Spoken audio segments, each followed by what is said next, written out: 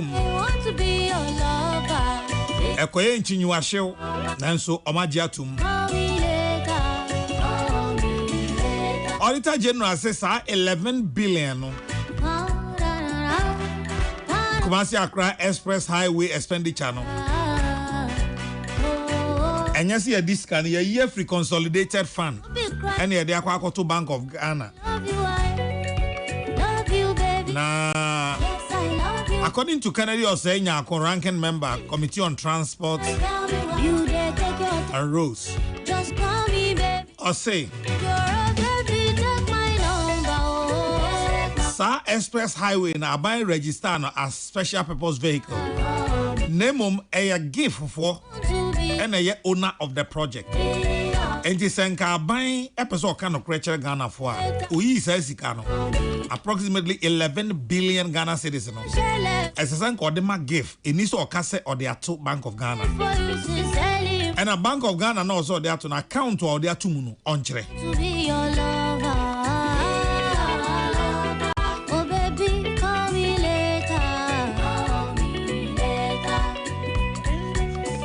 Okay, be a more money edgy judiciary in a Juma Hono. A man penny are nominated and penny for me and some you know every court of appeal. And about former GBA Ghana Bar Association Titanani say Omonkoka Supreme Court at Timua Fono. And he said Parliament Joe Mutumwa Justices of the Supreme Court Ever 21. Wonderful.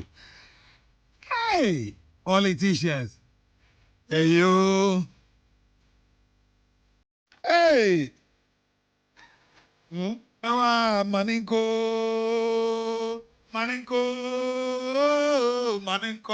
No. Obi bedo.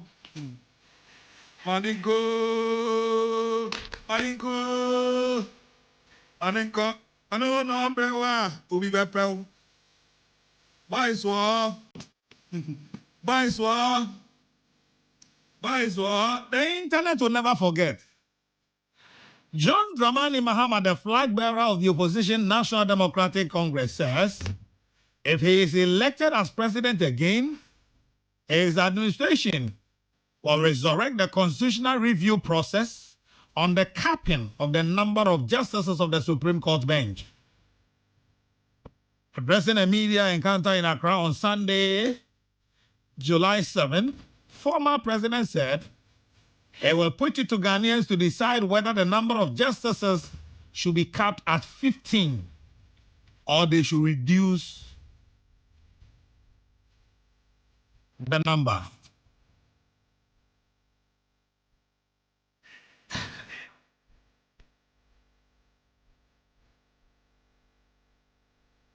Mr. Mahama said he does not think that it should be the Chief Justice saying that we should increase and cap it at 15.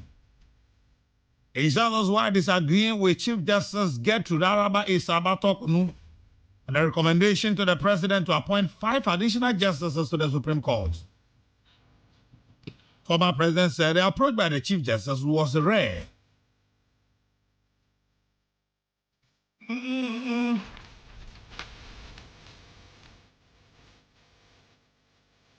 This is a quotation. So President Mahama, and I quote, he says, it is very rare that this time the recommendation comes from the Chief Justice to the President. Even capping the number of judges, the Constitutional Review Committee recommended we cap Supreme Court judges at 15. So the issue for capping Supreme Court judges is not for the Chief Justice to say. We will resurrect the Constitutional Review process when I become president.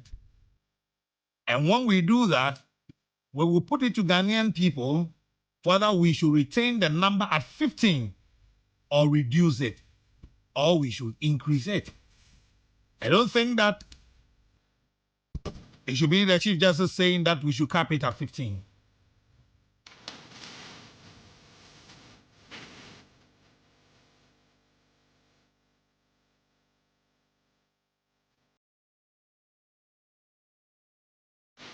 Yeah, trapo.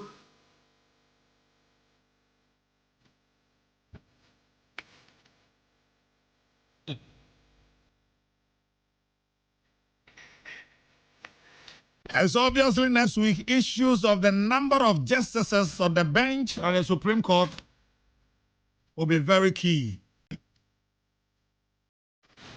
And so, set three-way cut through, it means that in 1.5 years, President Mahama would have appointed 10 justices to the Supreme Court of Ghana.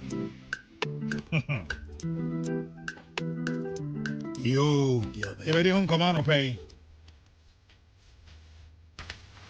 But I don't pay me no penny for. Lawyer Dennis Kwame Uforia Siedu, member of the NDC's communication team, and a Professor Isaac Boedi, Dean, Faculty of Accounting and Finance, University of Professional Studies, UPSA Accra. Lawyer Henry Nana Boache, national organizer of the MPP, Baba Bekaya Home. Sisi Ade, lawyer and prof, and Atanasi.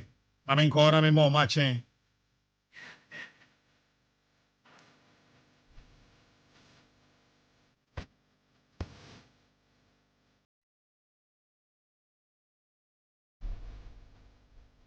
Then so okay. Kimbaluta home so na me call prof ne lawyer so na me more matching. Kanzo? Yeah. Matching. Oh, yeah, Eja. Now what is say? Oh, boy, they are the more they are chemi. And send a mamma no so coy and intimate me. I can say, Cronimusuye. O mine no muye. And Anana said, well, we need to say, oh, my dear, a muable. There be also Crony and I'm sure there be on mine no mum. Okay, oh, my money, they are money, into why we need to say, Crony. Nana and Sana, me casabe tintin. Emi say, obi ye bibia eye ahomeka ana ye ani so na wonye opportunity na one more nipa na basoa eya nkrofo bebre abam. Okay. Na Electricity Company of Ghana, Easy. one of their district managers, me person me use the opportunity na me bona baso. Me problem cry me wa me de call Nungwa station ho ana Nungwa office no problem ni en solve ye, but omo manager me say me check here and your friend Bridget Enyunam Agbemaklido ma me na ho keka in trying to solve my problem for me no em say ye ni so daily or try so be free busa say o problem na obe report to ye no me mrante na behwe omo behwe na kusi sen esan wo ho eti sen na enra omo be ye hu adwuma na me frɛ ne da na so ye momu kra na wo say nka ye frɛ o pa wo chew me say sa na me ye ma intensity say ye de obi beto adwuma no na obenya issues na obekɔ no ho na obetu anamont say nti ma me no me bɔ na baso say senia oye na adwuma na onko so nya ne sa Na ba ku bi wo ensawam e fɛ no me sa wuku me nim ba bi owo se si ade but ono so na oye gem pa se obenya problem e wo ECG na be frɛ me sa wuku and ahomache wan kra obefa and obe make sure say ne awo pɛ no so obe ya ma nti so but o se even say your friend no Bridget Enyunam Agbemaklido. Bridget Enyunam Agbemaklido. Okay. Nana edin de ona obeti ase. Edin de Enyunam ne de meti ase na. Last one ne de na Enyunam de obeti ase na. Anyway, me baba because me baba de Enyunam. Oh, nice. Ma management so many. Osan ye oba no nko akranti. Minim se sa na oyem obi a na senia oye mama no omo den na on trim na enso afoforo so. All right. That's fine. Prof. Ana Prof Martin. me just vinya. Enyi ma o start about the fine na. We say je wo pa. E mu de here. O bobo. Papa, one boss na enyi ma boy. Kimbaluta. O bobo bro na ma na wo. But me guess ni demand the boys no kwana mete. Mommy kro mi di. Oh, more I wish it.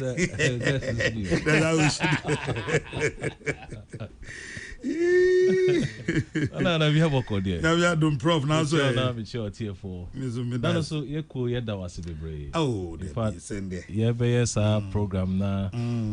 Obo hu daro kakra e ha e ma ye. Ye da mo adwuma fo ni na so ase. Na e ko say Eko year nana. 1 year of President Mohammed. 1 year of this administration. Now, ECOI, the Institute of Economic Research and Public Policy, IRPP, almost launched the manifesto, tracker, performance tracker. Now, idea be year, say a few days nim, it be called association be braina. Now, ne say a boy makabi kabi abana so akonanim and afan into my pa ediafra. And a juma yedi. Na a corner you na.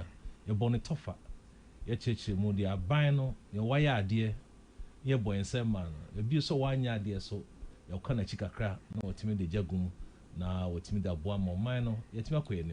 It was just quite a 2 jar. Ne, croje, your chair methodology, idea, your chair of quite fast, so I arrive at the numbers. Ne, boy, corner you in a car, sell a bino, the performance, so the core percentage. A chairman could say 49%, and now we can say 4.9 out of 10. Now, you indicators in a Google. Now, dear, a year Nick can send pause our report and say, we ask an assessor. Now, me can't pay, say, and no customer on can fan to her. Okay, you have a cratano near Sandy Hunjuma. You can't want some. And to be sure, I buy all be fun into my perfrano 2024. No, the manifesto promises. And the car almost about 201 promises. Near find your car so bena a film and a total near on reporter from Ghana Statistical Service, from Bank of Ghana, from BOG, other places all in yeah, that near her said, near Okayano, Okasube near the mom. Okasube near the mom, near one cano. Na 1 year no near general structures we also shimukena to sharp by na what then macroeconomic performance na a sunny make say no cancel be o honi na no otimi ye nte hono mu na 10% and 100% baby a anko ye no ene de to dwa bobo so nti ye da was be mo ane nkrofo be boy ma adwuma yi e course yi Yes, so yada say a brand mo so mubu nkonta na yehunu senia enema AC aircrow yada masepa brand ye de wa ha se Ghana nti de wa ha nti mo kosua banko ade e beba mo kwan na ja mo so mo de mo hu ye na to dwa na Ghana nyina ehunu dia eko yada wase pa Banana papa say man follow prof mumum na party am film ni de ye pese yenya other opinions very very different and separate from yenye opinions aye holding na etimitini nti iwi a metwa ben prof na personally maji omo data ni bi na me so me ni mi team bi a me wo no ya tena ho ahwe say ibetimi agina so aye mpense mu bi ato aso a yebe mo ayiko omo koso enye ne sa na baby a aban no omo hu se enema nkose na ekono omo twe ya adwensi so be ama aso Ghanafo nyina ni na aboa Ghanafo Mate medase Lawyer Henry Nana Boache a national organizer aspiring to become the first vice chairman of the NPP. Nana B Nana Margin. Oh Joso I want to say nyame adaroma I don't say that Koja Santini Busi nyina da wase da wase areho nanso no se na moye no ma kire se moye busua enti kojo adaroma emu ya de enti still na ebekoso ase nyame ankoso anchichire wo re wo hukani a ofri mu ya na come on aka ye ntina I was a better mucha ya da wase ma me fa nchia sonko so ma professor Body and minua let me say Dennis yen shada ba we ya cancel ya ejeni me nua no eno ara na busua ba ko eti wadara wa me fanji amom mate na la eno anajo SBV the tribunals bill ma pass na otwi nsem a yedi ho nkomo bie eye mmara asem ya ne kwan ya fa so de mmara eye adwuma ewo man mu tribunals bill eno anajo on mo pass don kuma no raise your issues then so still ya pass sa auditor general asem ya kan ye nim sa professor Boadi de ho no obegina pa na ho odin nyina ho no odebegu afi over the weekend then is miracle Abuaje and also Yoko watching no didimu akosi banada and TikTok kan so a ono so koki kan nsem bia ensem fata no ono so ye na tum 1 year enra acha wo 15 minutes ensema me dey go anim nyina ba bia wan kasa opese ugina bia in the next 15 minutes you are the only voice I want to listen to. Yo me na me da say me sha say free nia ebeto dwanche na tribunal na nana ye ka tribunal no kra den e asem dibia tie e asem dibia na mum ekwan a ye fa so di asem wo ho no ene toda e ye soronko kakra na tribunal no enye ene ena e shase before independence kra no na ye nananom ne ye busua mu no ye sinkunwa edi asem nti sa format no ye sinkunwa enye obakofo ena ye temuani no eno sa system no ena ye koyenim no na ye use me ntwa no but enra say utie mention north kasi konedu na na bi mo ha na ye lawyer ho no mention south south mo south okay o see enya tribunal no obi tia o ba se obeyet mrase tribunal na de ne ho or independent and that is where they have problem but you to aso ameka okay inti tribunal no ne ekoso ne se ye beyi lawyer ni seminua nana boache wo hai no na ye otitinani ne yi enkrofo between mienu ekosi and 9 wo unsa Kokrokoo bia mu a ye wo bia ono de okasa o me pobia ono de prepare ba no prepare ya wada ne ho adi say oh papa we de wo de wasam kɔ no ho a obɛka ni yi ama papa we de wo de wasam kɔto nanim a prof on de o ni intentia ne de o maka ho na at any point in time no e bia ye fa sankrofo ni mienu ne de titrani na ka ho no matena asɛm no so nti asɛm kra aba say ye corruption say ye tax evasion ana bibia ti sa ena wafom wo ho a ye betena so ne etie wo nsɛm sɛne ye di asɛm na pepepe ne ya go through say dru ba bia nkrofo miensa ne nya adwen a sɛne anura na parliamentarians ne nya adwen na ya to so aba na kudu dodo no ni stance no ejina eye so simple na hu problem a me wo ye nuanom ho nyina ne say manfo na mo si we ye corrupt mo say manfo ye corrupt mo ni o masem mo fo mo court mo delay manfo sisi a ye di bill na ba ya pass se be ba be ye mra ne nyina yetimi aye enema ntentem so a mo ho issues ntinka wo se obi ye corrupt onim say nana ye campaign a ye nyina wo man mu no dodo na gina corruption so ene say ye ko 2028 a obeti MPP4 be start and NDC4 ye corrupt and NDC4 ye corrupt and NDC4 ye corrupt NDC4 so ko campaign and MPP4 ye corrupt and MPP4 ye corrupt nenso abre ben ne be ma kwanya say ye mfa ni o masem because so ba ye court system traditional court system ayo mu ene ya nana be kire o asem ni bi wo ho a ye sha ase en na e be che if it's a processes na ye famu e ye ko bra nti if there's another forum ebema we ni koso no na hanso eye na juma ama asenni na akoso wano me hu bibia ye problem ho woka amafo be making references to PNDC time tribunal na ho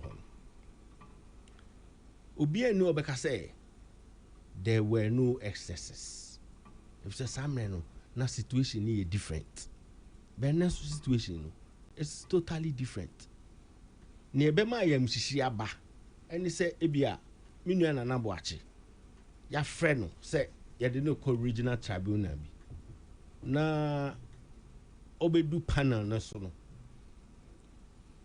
na ebia ye nua bia wonim ni say oyɛ lawyer ni a oyɛ NDC a party na adokoro no yewo communicators are, you know, you communicate for a party but you have a fair view and you will be a ono de yeden a obeka chia no yewo people like that and I ya frame me e tribunal bi anim na mekwa kodu ono na chairman ne ye nana bi me mbehye me those are the things I was say yes share na in course of the appointments no ye balance send your man phone nyina be say so quick one a panel na better na asem no so no why na be appoint you mo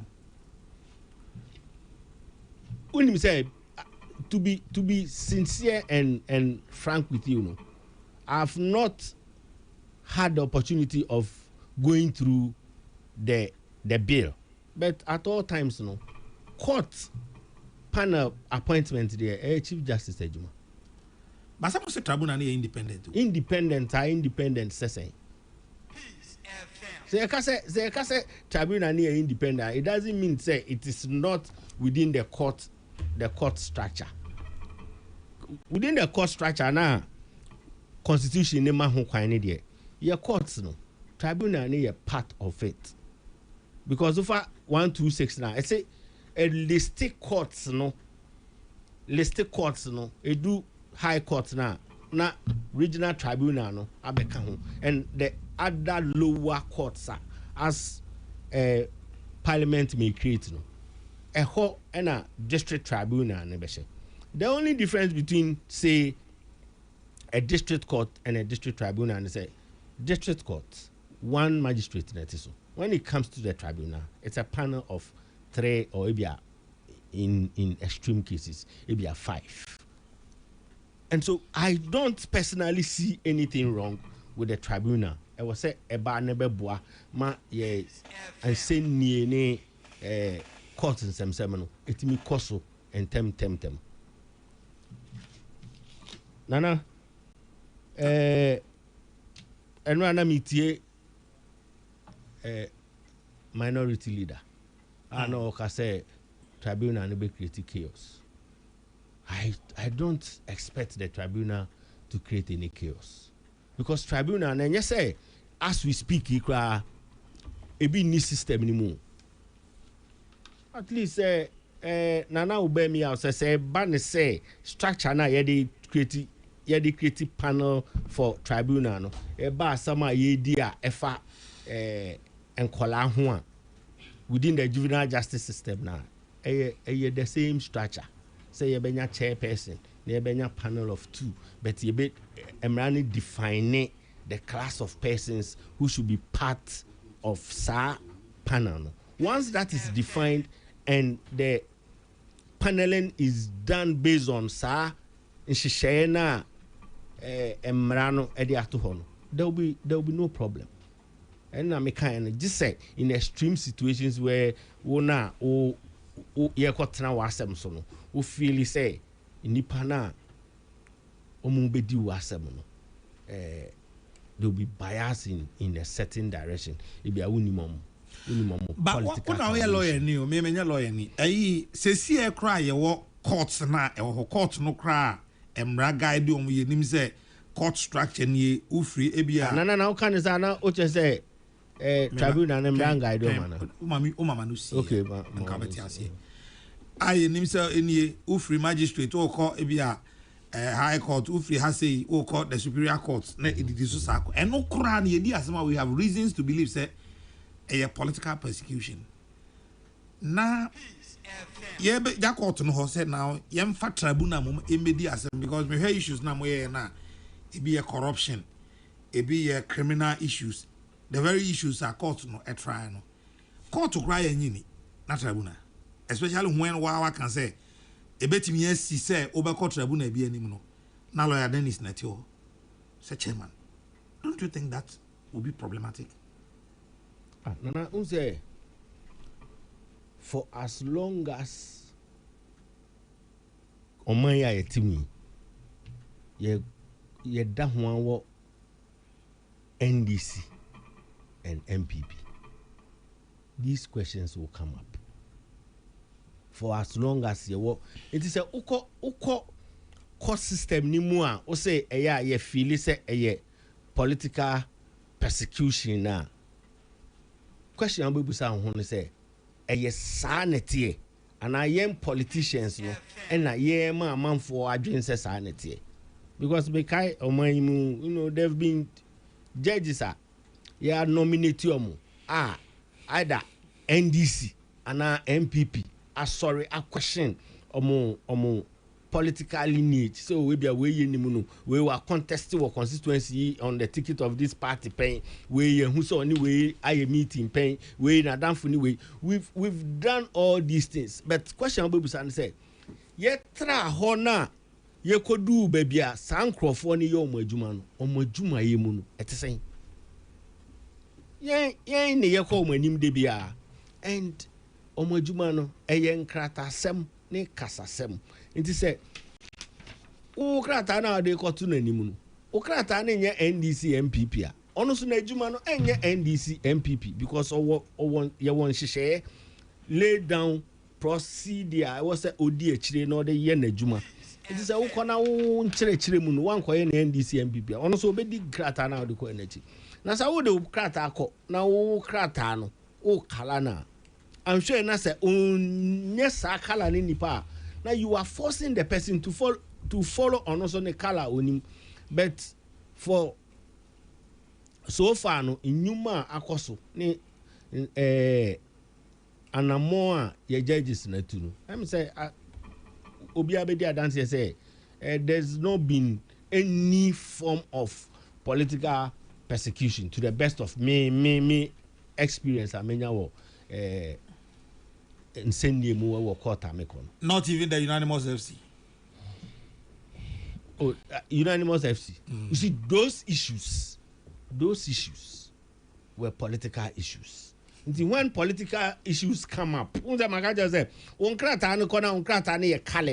when you are dealing with political issues, are different from dealing with criminal issues and other civil issues are any political colorations be so they are some call say parliament to anamobi yema parliament yen stop parliament abro bi anso nim say parliament a master of itself ono an hihye ne mra wo de ye nadwuma wo ye nadwuma na say ye nyina nso a ye court de bi anim say efiada Supreme Court ntenase na say utimi de ade no ko efiada anopa na efiada wia Supreme Court mi tenase etimi take decision ya obi gina chire na so oka say there is some political manipulation within the system me court de bia na minim say me de masem court Friday Supreme Court tenase no madwen be ko ho na be ye me won so say magic ben pa na say the CNT and nefiada Supreme Court because it's not part of their program. Say on Veterans Fridays. It is a nearman baku mienu bisus woha ACC ebe man for adwens I was say a tree and free. But so far, nothing like that has happened. Me and Ufro na minko abaiwana. But I can't 5 minutes. Oh, CCA. Minko abaiwana and no ye sentence no. That's really unfortunate. To me, it be some America say unfortunate. Name was say a guide in your kasama your political parties. Say you don't need to be vulgar. And who here say obeka kasafi and sana amanfo etio. Name ukasano. Ebetimi aye no kreu. so ekwan a wo be fa so a wo be ka kasa no ene atamdidi a wo di be di akire no ene be kire nipasu a wo ye hwe untimi nhwe enka se na ya wo kese abetena radio so adi prof atem enti no menso me kodi na bi atem obia ne ntete obia fifie bi mu nti fie na ofi mu no e kire wo kwan a ye fa so a ye kasa wo bedwam kwan a ye fa so a ye kasa kire nipa nti se wo sore na wo bue wa no se wo kasa e kire ba bia ofiri nti no e kasa at least ye ndwen yan kasa ye humpo a ye ndwen ye fie ni ye busuafo ho na ye hu se ye se me kasa ho te na obibusa se hwan bani oh teacher oforida nso ba kwa me Dennis na e kasa no na ono nso ote babia wote no tie wa na nani agi wanimu se ntete na wode ma wo no enye se ofa ntete ni mu keke na mum ntete no nso afa wo mu na ahye wabusu anunyam na megina sa kwanya iso na masre abawa no se sebe ya kakra na wadamu aduru no onfa chopa bi mra na masre his excellency say well say o tumi na ye de cha eyeye na onhu ni mobo na onfa nche do because me sure say ne na tifi adu no e bia woja enkola kakra wo fi maame ye so ba na obetena ho no hwe enkola no ne momo no so say nyame ye na dom na bibi sa ba mu ne ye de che na onkan hu se ne manimpo etie no say na unsa who can say the internet does not lie internet no so entwantro video na oye ye no nsem a okan ye hank of egu ni nsa ni tibia okomu no ne mane benyia behu na ono amusa no ho se ne mane behu na omhu se omo maame tibia okomu ni a ebeye ne fe ebeye ehwesode pa ama ne mana Mr. His Excellency unim case no mo kakra on yo e na ndwe 32 na o kan ye no enu nti no wo kodam ya na 10 ye no a odi omampani na unim enra me tie profile bi o me de buy and some no doso allegations no doso ebi nye omampani nko a you know em say otisi highway ni so nti ene wona obe famu ano de bi asraw wona obe famu ano de bi asraw wona obe famu ano de bi asraw nti enye na nche 32 there so obi so obi because the entire me obi so obi aku na nche 32 asend en kenya asem salo ya dan estim ani man opay na sabio me kan asem bi na me yes specific say ai na lawyer Dennis kura yes say ni ade na a defamatory of you are any civil action it depends so when it depends when you say most of the time when actions ni be bre no a line kiti be and that as to whether it is a civil action or criminal action in term until you say onipa na asem na akoto na bemu say on make determination on it no obe take advantage say obey ne civil and now obey ne criminal and no most of the time a play out abra prof sika be dimi ho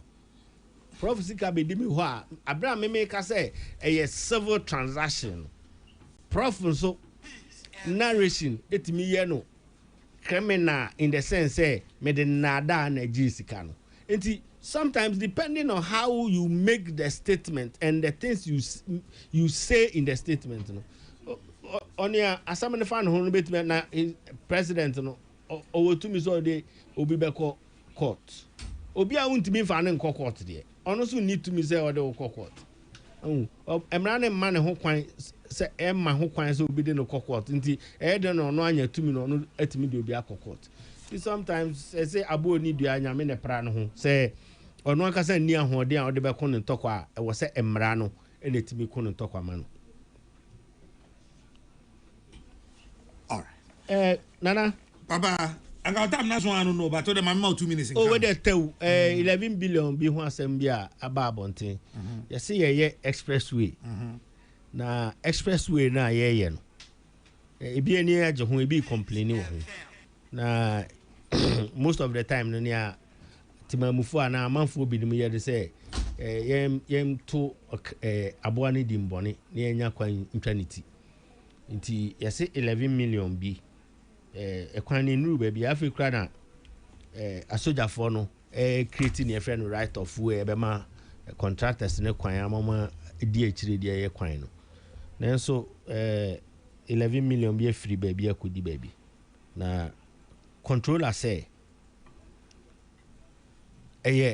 special purpose vehicle be aban create say be na adwuma ne hyase a enko ka nsinsemu to say na most of our project ye hyase a na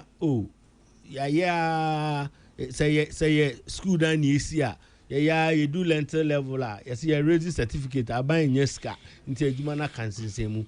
Those are the things they want to avoid until the money is sitting in that special purpose account for the project itself. Until obi amfa ne san kan sika bia na emum sika no no de akoto expressway account no Bank of Ghana. We na me pese me kire etiefo no mu say aban we nya aban a wabase or the dream ne kata se hye ba be dada Ghana for nemum or the prepare ye any adwuma pa be ma Ghana for any age because nana His Excellency John Dramani Mahama edi awia ma me abedi bi o nti nya abotre me nya ni president we ya yenko opposition Mate me da se ene ne also so watch him now man for zamo anyway Nana bi Yes, sir.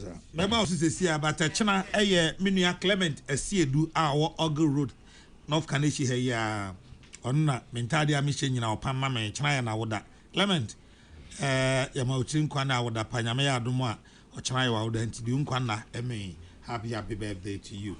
Ladan is not for there, they be my own. Now I share police statement via Omodia Bafaza area TikTok. Okay. And in some way. Okay. Anyway, Council. Nana. Yes, sir. Madasi. Now, tribunal no issues no. Melinkin some nibi.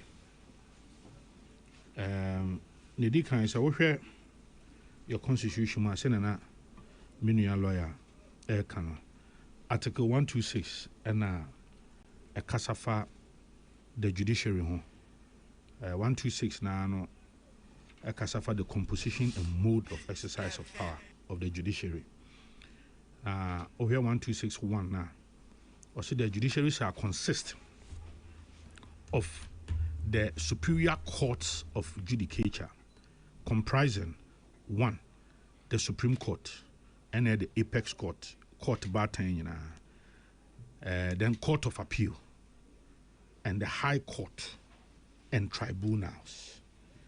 B such lower courts or tribunals as Parliament may by law establish. Enti tribunal there enya ebrebi ana di brebi ewo your constitution.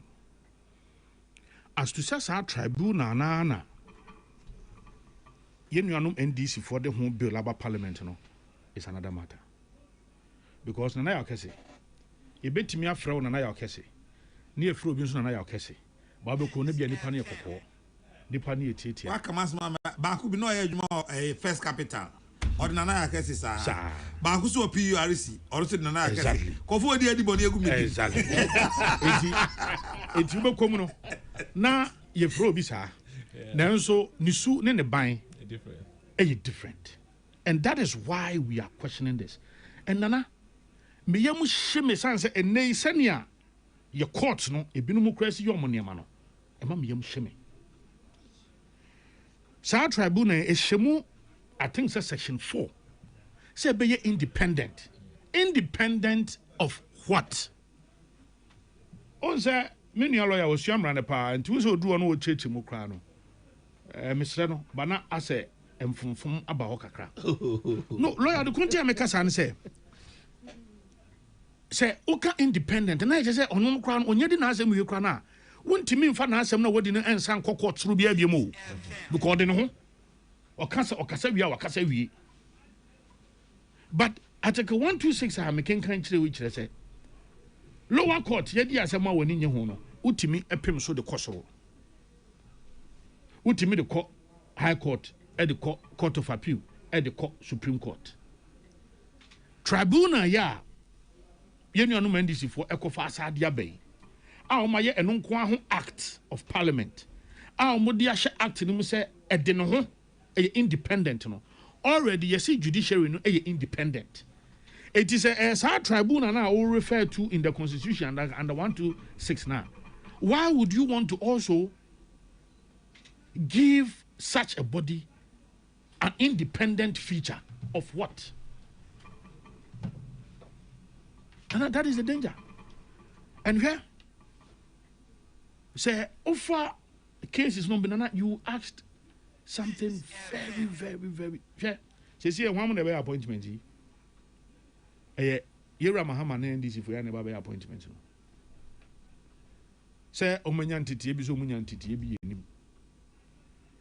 cases on babe ye cases here already in our court that day cases borders on corruption tax some and some aspect of criminal ways in bi no ebeko so how are they going to convince and say it is different from already a year and someone I walk out that I yedi. And I'm a NDC for by here. Kamala Harris I'm a me mashimi. Yachi abayano and I'm a me. A die a chin and yet no court. Yet no court na lawyer can. And now ye busano, the money taking the plea and rem with the other quarter, ye be busao. Udibem and Audi for. So be a lawyer, grandpa. And my very good friend and colleague lawyer here knows. So be a lawyer, crowd when you are some cause. I could lawyer, crime lawyer, and the head to charge. How much more will be a sabi? Only Mrahon he cry. Or call ye busano. So what Tiasia on Tiasia. And or say, or jitum, wafum. And the honor say, you're convicted, no, and sentencing. Monday, yeah, when you know, cause am I? Me friend, me wutu senior West, organizer, youth organizer. Say eventually, I'm say, yeah, secretary or no, see a lawyer named Mapa Douglas, and he represented lady into Onukwano, Yanti, and yes, or the Spenters police station.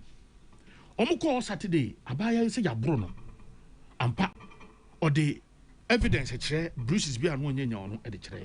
Okay. It's your chin, no. See you no, and no can say I am a jitum, mafum. See you no, obienim.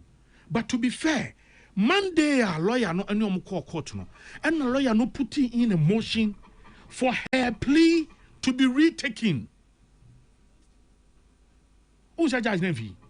And I want pembwa, and one is a cutters and patchomame some few minutes. Or church when maybe I say, the sentence in Odeba. The judge never took into consideration the motion before the court. Lawyer India to say, oh, a bra or bow when him no. No lawyer Nibian can who yenum so say a murder each say. See a chere wa. Near the kind also account bonny away at the chere war. Now yenya come on niche we near Saka say wo. You are also entitled under the law. So be pay legal representation of your own choice. Sanse yenim se mbra na echichire en very technical. Why is the bi my lawyer for kwade bia na say ye do asuko ansa kwa na ate ase. Ebre bia mbra no kwa na ye sachire mu. Ntide bia na wusua de. Enti me di kan say lawyer ni nya asem krampo na kopel lawyer ni na betwu charge no. How much more say bi obi ono nim lawyer onim law mu nsensem bia. So I felt in here at the Frontier Constitution e ka say yebo ukwa edu na say wo ye free say mpo krampo no sa boni wadi a agi say atɛntɛneɛfoɔ no ɔmo hwɛ sɛ adeɛ no ɛyɛ beyond reasonable doubt. And my good friend here knows beyond reasonable doubt. And this woman be and tanta. Our dear woody no. And this woman be ya coincide. Also, you must be clear in your mind that any person may see where this harmony and the sentence no because and if I would na will be just war. Wouldn't a bibi a punishment be now, dear mano. It's also ye be chess ampa. A dear me ye dear. A beyond reasonable doubt. Ye prove it before me. Inti Monday in debe pa ne ha adwin se wakyere obi eye fiada. Na oba court ehun ton so ka mo e de na tena mema so ni mu aye de na ba court dem ho. Na wagye atum se amemene mfeso wagye atum se amedi boni bi. Na adwoada ne lawyer ni aba se oh na no oba na lawyer ni kan we ne lawyer ni aba ntimi sre ni plea na o take ye no Mr. Say e pese e take no Debbie judge on tiase e ho ani a sentence no why e je mam yem hye was our tribunal we ho look ye wo krom ha ena ye court abronye asemi a whole judge etimi throw judgment can say e wom se Ghana mra no a guarantee freedom of speech. Now, Idi Amin can say, your freedom of speech, I can guarantee. But your freedom after speech, I cannot guarantee. A whole judge, circuit court judge, celebrating as such a notorious tyrant, dictator, as say Idi Amin. Ghana, a name, Ghana be a beacon of democracy. Ghana will be a share so. Then you have a judge, I will go through the Milo or lawyer Nimapon. It me must such a ruling. At the Idi Amin bem, and yan unquan, or Saka say, ye murder. A woman say, yes, you will be equal before the law. But a be above the law. He said that in his ruling. I was shocked. This judge, prof, lawyer, he has been promoted to the High Court. As I speak to you. The judge who delivered such bad ruling. Osakura kan ya kofa Jojo well book Animal Farm. Esa de ban ruling ni mu say Animal Farm. Animal Farm so bi anim say Animal Farm sitie. Sebi ebi ti yi na ebi nti yi. Enti no enyo obi a na betimi ya de edidi natem. Nana, is it not dangerous for us that ene court krampa wo hwi? Hwe ne ye hu. Nana hwe ade yoko eye. Hwe ade yoko eye a chese omode mra na hye nsam echinchi mumra ye the bill 100 million tunko foso ye the 800 tunko foso. When again my good friend the lawyer here knows that ye call school no bill bill ni cha ne se na bia nipa ni nyane every attention ye ho etu hia nipa na abri bia nipa ne beba. Bill is not meant to be punitive. But hey, and idea yoko and nana no creepy wa meka. Hey, Medins are also be national security. Police for Akachi, National Signals Bureau for na BNI for. The only body are notoriously omutetianko for far who dear so basa pa yoko. So I ask myself the president moment who here. In fact, to the point that Haruna Idrisu, my former leader in Oye, say, why are we using bail as punishment? This is no rule of law. He himself has said it. Now, no, Musales, if you so kind says, Muye in a jail him, Yankochi, we say, Munya careful. And so can be. And I remember him to shame or tribunal. Said tribunal, ye babette, ye the NDC for now, Quacotiano. Because I'm telling you, appointing authority, the president, any attorney general, any conference. Kakra ye hu kra he no mo ye. Kakra ye hu kra he no mo ye. Name one say President Mohammed bra wo position wo tro krata. E to come na Danko Akufo-Addo. Say Nana Danko Akufo-Addo is so pretending over criminalization of free speech. You even mentioned 3 instances in your own letter. I'll try 3 instances. Today, as I count, a nipa maku 25. And now by a chiri homo for free speech. It be as such trivial Obiako post bibi dum so is back esi akwakoche no. Obiako post bibi na no yesi gege se me wo se oba wanya mu mfaso de abawie sign ade a wo so sign baba amando du kotu Facebook poster ye dware wo gay kalesa otikwa pai ye nkwoche no ye mfa ne betum. Obi kan asem say ye dini wam. Nana I ask myself again this selective justice nana ye wo kroma Abranti be a friend of Listo Wall and Najma NDC ni. Now see for cassette na number 2 boss man. Now see for yo. Ekwa cassette. Former IGP Dampare okunkum nkofo e police headquarters. The video wo ho bia hu ye. E kan say Adam Bona o hwe small arms so. Ono na supply bokufo tuo ani akode. Emye de kontokwa. Na obi anim how serious this thing. Obi anim boku conflict problems e dia breye. Obi anim hotun safre no. Obia ni hotun safre no. Abranti a no na ti hu mpesempese Ralph ya. Okohunu nkofo wo Rich Hospital. Ebora ho e de funkura no. Etietiam. In fact, even when the ministry set up a committee, Abranti no e ka say nya de obi appear before the committee. And indeed, he never appeared before the committee on an amount free. Obi no no he. Lady ya oye no ho fake doctor yi. E fe ese Ann Sansala Dalio se hwan. Nana onya appointment kra ewo National Health Insurance Authority onya minim lawyer patrol board bezo. Look at that. Lawyer who is working for the parties on the board. Then you go and take a fake doctor. Lawyer who the whole lawyer. Board be so. What's the point? No, my point is that obi say or no your doctor say on your doctor. Afei earlier na Felix Bekatre say o me yine free board no so. Why? Because I on your doctor. Wadada ban dada obi a. And to see form no. Ye nche no. Nana. Hwe. Ne e koso organ. Hwe miracles adi. Onya time nko enu. Nana pacho mami nkomu ka. Onya time. Nana won say me nua woman injury time 2 minutes. Sama me 2 minutes. Ono ne de me bam bebre. Won so be de wa bam ka. Nana wonim. See form minim. Okay. Miracles. Why dey? Miracles. Iyo kodi krata beto honum say omo ye nhwemu be 55 million ho. Omo ko ye musa 55 million bia ho asem. Umusande. Ye musa no he. Nothing. Ne ha dwen kwampo ne say unim say krata Yoko. I'm telling you. I mean I was there throughout. I was there in Yoko with him. Yes, I was me te honum sa me on to say. Na me can inside honum na mo. Me wo honum sa on to say. Me see. Na Miracles na kwaba beka.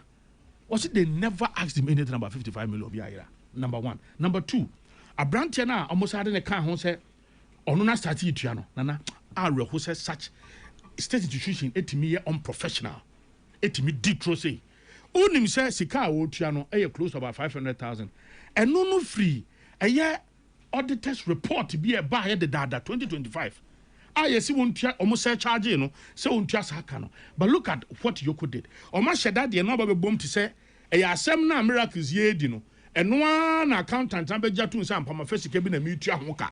Can you imagine? Why?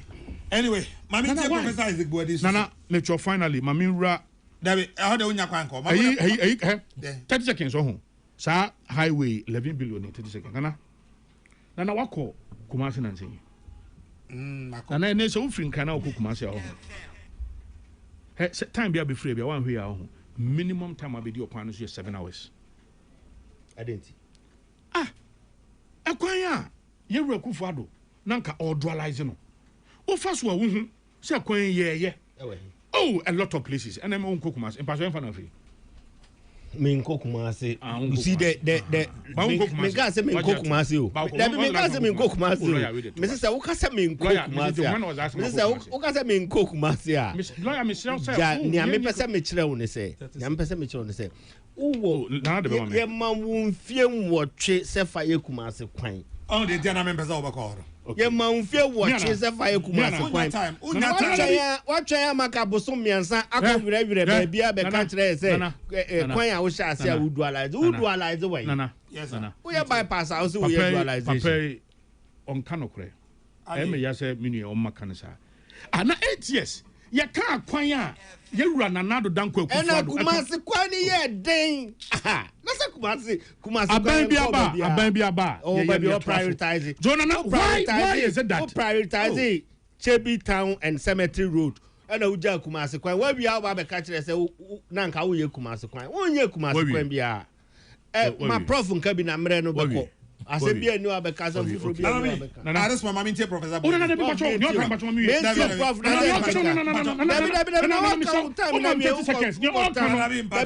Mamintie professor Isaac Body me we na time o ma mesan aba na mama time. Don't worry. Mama time, don't worry. Prof. No. Baba. Eja. Enyo bi odi agu okwan mu na pena ye di onkomo kakra. Na odi nyuma be se 4 so. Meti be 3 no afi on tentem na ya ba 11 billion issue no so. Na emi say the di kan tribunal emi say menua no lawyer for e kasa ho. Emi say komo kasa dia na law hon sem de eja mom no mo di hon komo.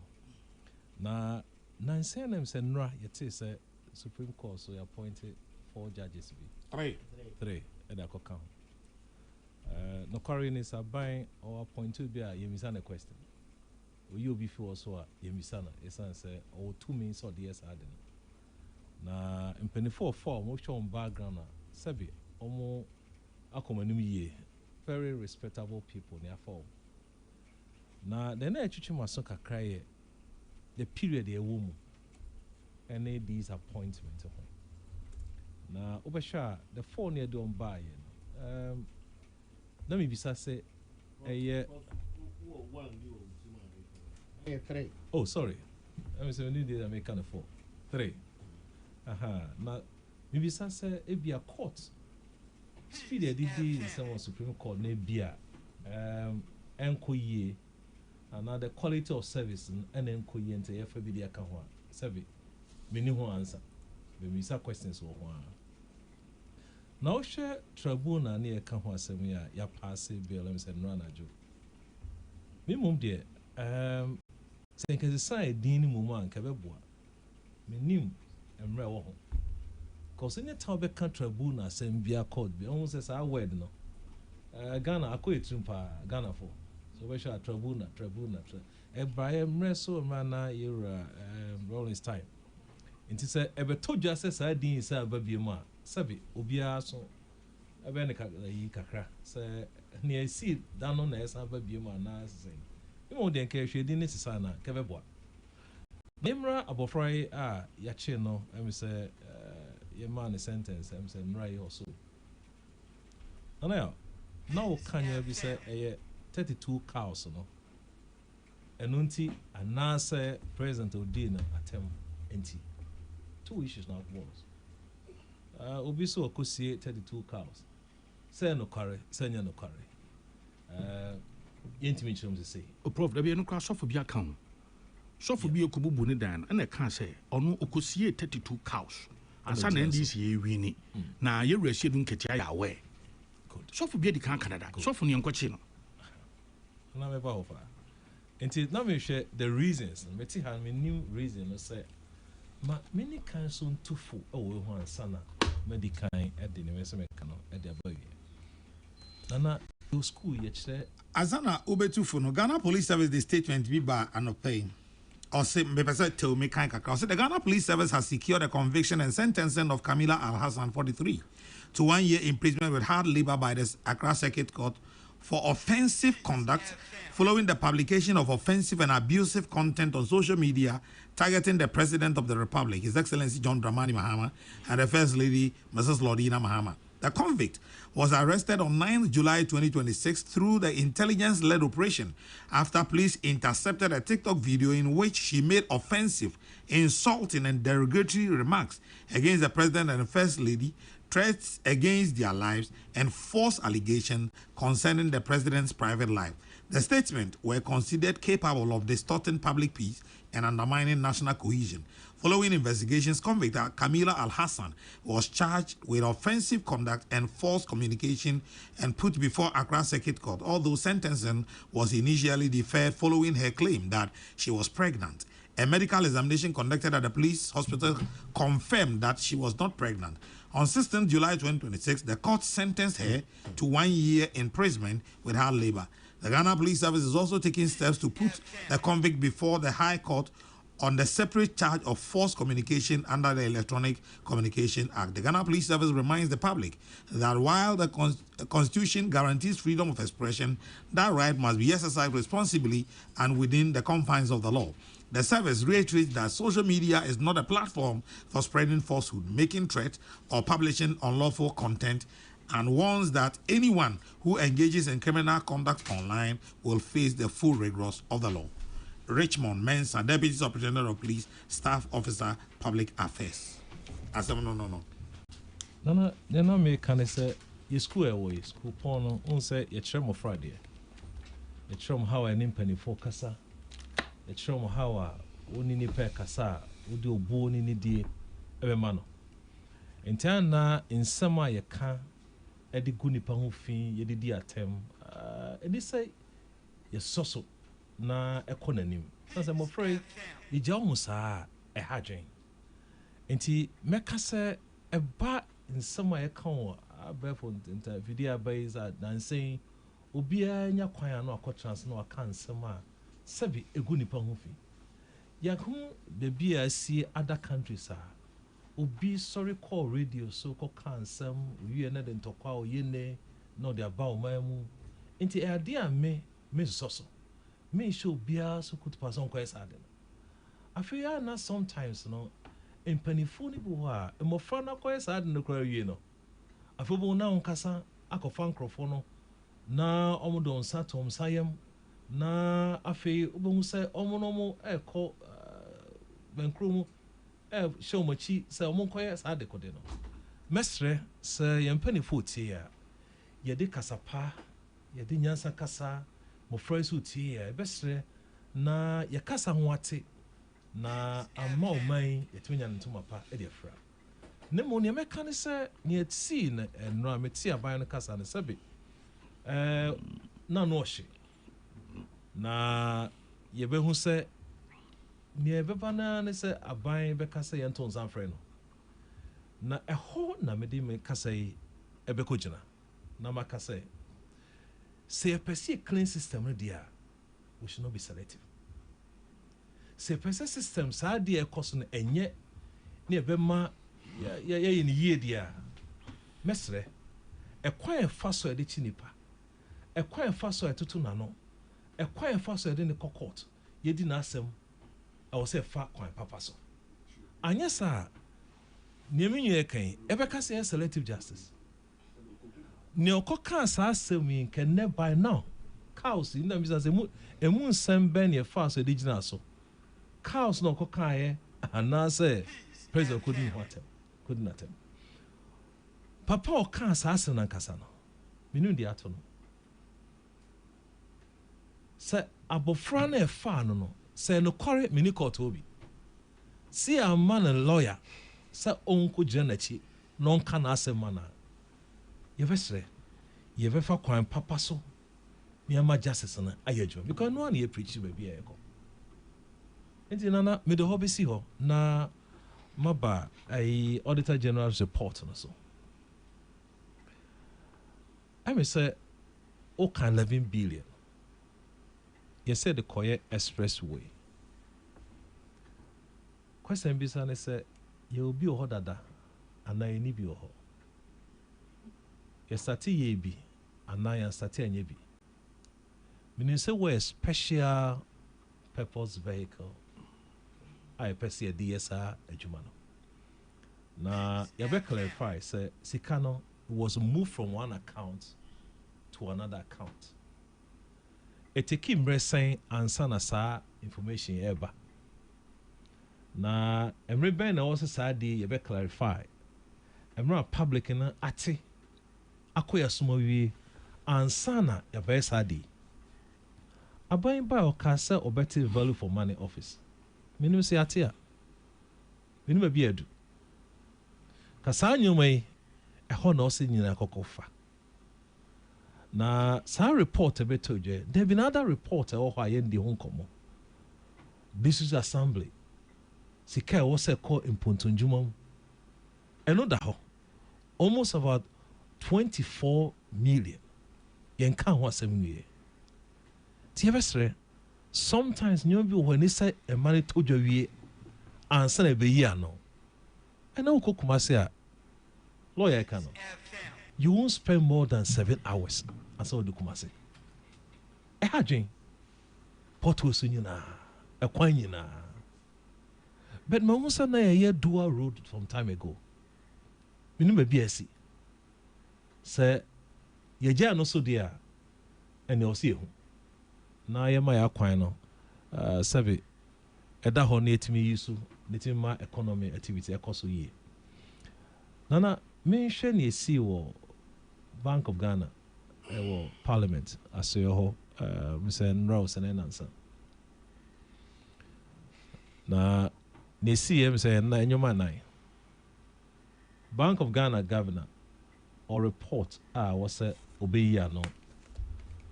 Na oba na me say yes in some of the two edwano. Yen call in cameras na yen ko tie sansem no. Minority for said that be I was say a show na o cancer asem no e wo ha na obi aso TV. Na anajuna me hu report to be of Ghana Today. Me name say what is a yida news outlet with that Ghana Today. Na me name but me fafi online. And TV I have to be careful and call the source. But Ghana Today is here. Ghana Today is here. On the 15th July, and I did told you.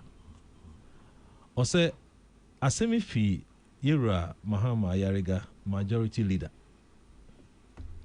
As someone can say, Ghanaians will see the tricks we are using to hold the city down artificially. And the economy would collapse if we allow Ghanaians to view and listen to the BOG governor's parliamentary probe. Métier majority leader, the tricks part of the Manti. Okay. Manti the trick part of, but the other part of the what he said, no suggested said. Say my governor no quite na Obabe can Yesika 7 months and the 2 Bontenea. Yentias Yesika 7 no. Foreign partners or any other interested parties omotia one here na kwakoha send economy then they won't have having no it's the same thing at the so it's a tricks they via mean fuel in this for speculation via I mean speculate anything falsehood in so one teacher any tricks in feel na yen fan all can say yen person international community better kwan first one yeah economy Matthias, Obi say the same as we are governor. No, and you know or your press conference all the time. Any monetary policy issues, etuja. You know, kind inflation. Your policy rate, action rate, almost serious every month. Be at the end of the month. Obekasamiete. Na ya okasa eno no anye sikasa na okana wiase so TV eno na ya okan na eba ne sen ena obekasa ne opese okana ye ma wonka ye nkoche kokom na eka ne enti wo ho ma me for the role of a leader enfantuja meti here say me school pon ma me kwan ya na onsi mentimeter na komi ye juma wasebi me kasa so a ebi ano ma ka bibi anko ye pa me school e be twin dadio ye be ha me ko committee anim nti me kasa e wo se hote na me share me school no pon no anonyam sanso na o ye president o kasa e kwachire so a president bi an kasa kwa o kasa na na isi bibi so because the whole world etie sanso na ye CEO Okasa ma ban to one kasa yi a etimi ha wadwen o ye chief e wo area okasa e wo se hote sanse o share o man for na ma to me a o timi kasa and to be share the whole world governors almost central banks almost kasa ka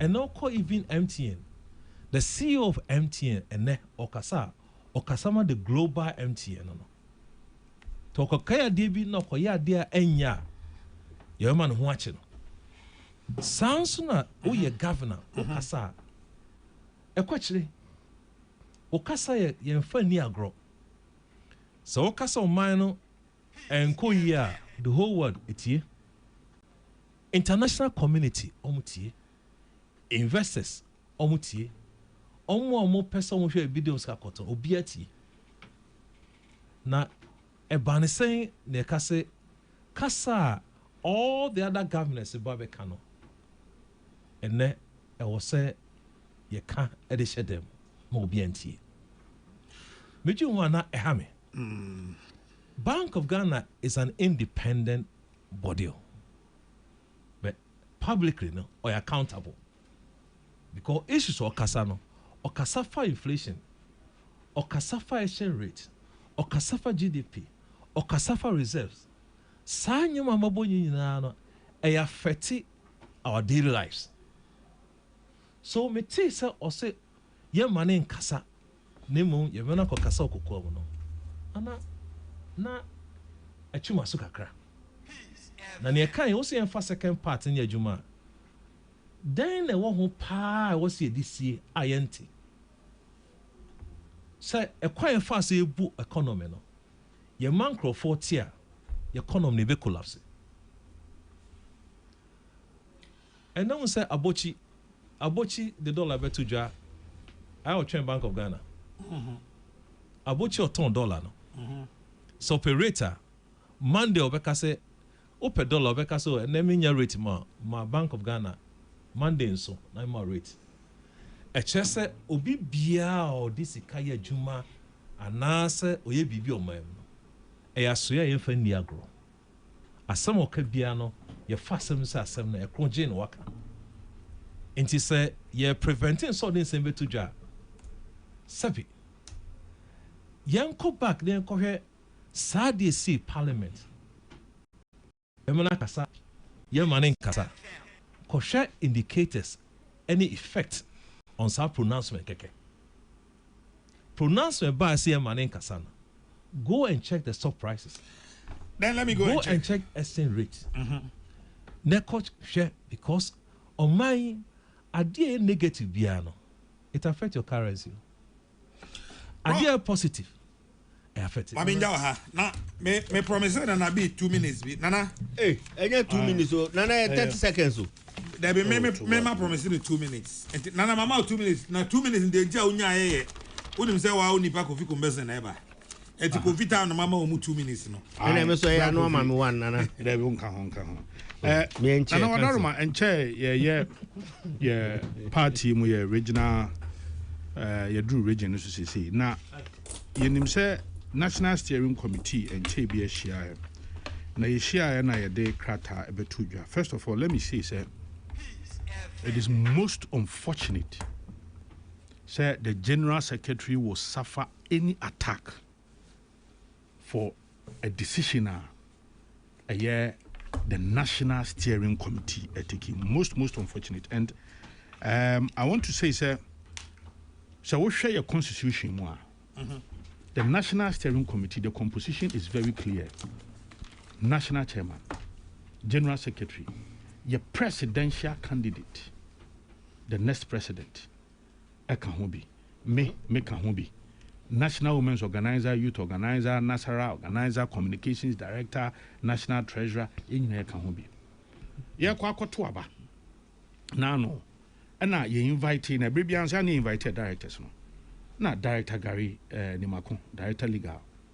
Eba no debe 2 years nim say onya court processes injunctions be a war constituency be to brief you know you a processes ni yan then the acting national chairman no tidwom ye nyina ye gitu and no the krata ba say be bia sanse ye di mra so ne ye party mra na ye di twa ye funumenti no baby a injunction will be an omuntwintwan so na enko kan asem ni bi ye hu se constituencies be ampemwa and omutoko so and omutoye even though there was a directive against that. Yes, and what General Secretary said the crack across her by say sa constitution no constituency no and your constitution no krano ebi under review. Subsequent to that, and yes, I could share National Steering Committee, Nanu Kuade. And yet the directives by say constituencies are omotoko so two yeno. Yang national, ye regard this elections in Yang Koso. Enti hono ye twam. Na matin koma akoso na mesre. The General Secretary is the General Secretary of the New Patriotic Party. Enra mofidi bakuso metina nan kansa bodu nkomo nana aho brasem ni di mu. Enkomo a wodi fa General Secretary hu no kwasem nie entwe yi. The decision is not the General Secretary's decision. The decision is the decision of the National Steering Committee acting on behalf of National Executive Committee. Timesre any unfortunate attacks beyond a General Secretary party ain't accepted. The decision was a steering committee decision. The General Secretary's mandate and the acting national chairman was to communicate same. And that is it. Lawyer, I promise you 1 minute. Me say omu nimraso. The only 1 minute in the eno na back. esane ko omu nkola ne ho no. Se mu Opening.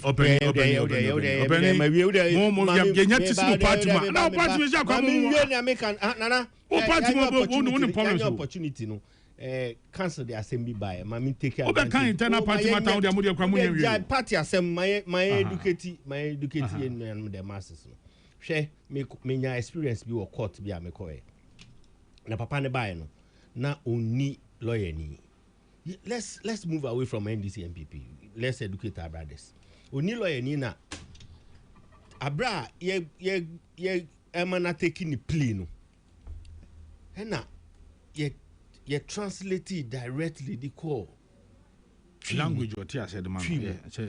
Na ye say wakobu obi fesuo wall obi asi wall e woni ono na asase so ene wakobu wall na gu ena ye bae no m say ye say wakobu obi wall agu a enimra mu na eye nokore ana enye nokore ena say eye nokore ena no no mfa ne say waje atum nti se nka mi ni ono ni lawyer o nti no mu gina no so aka say o guilty na me sorry wo court na me so be pa me cho bo asemu e de e twam na me so me twam na me beto so na papa ne akani na wabu obi wall egu wall ne de wabu egu na mum se wall no obugu ye odi bim so obugu ye na odi for de wo misa no wo say ye no kra de wabu egu anu ye different from udi bim and uni bim. It is uncoming who are sad. Lawyer, you are making a mistake. No, I'm not. Me say, send panic or can we? Unfortunately, because criminal justice need to know. The following Monday, lawyer say we're putting in motion. So are we taking the plea? It is different. Lawyer for this is my court and court rise. Every minute I can say the card number here. Chima Ghana's morning voice chairman Jina Kwame Sefaka Nyame and more. FM. Obetere nkadwa da makra munyina.